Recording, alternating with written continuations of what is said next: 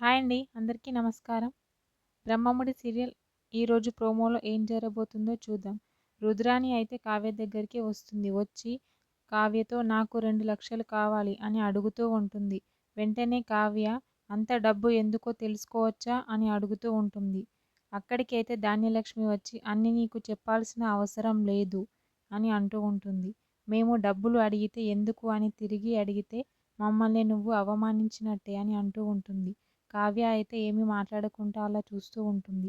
రాజ్ దగ్గరికి ఆఫీస్‌కైతే బ్యాంకు వాళ్ళు వస్తారు. వచ్చి మీ తాతగారు వాళ్ళ ఫ్రెండును నమ్మి 100,00,00,000కు మా బ్యాంకులో షూరిటీ సంతకం పెట్టారు అని చెప్తూ ఉంటారు. రాజ్ షాకవుతూ ఉంటాడు. అతను బ్యాంకుకి కట్టవలసిన లోన్స్ అన్నీ ఎగ్గొట్టి కస్టమర్లను మోసం చేశాడు అని చెప్తూ ఉంటారు.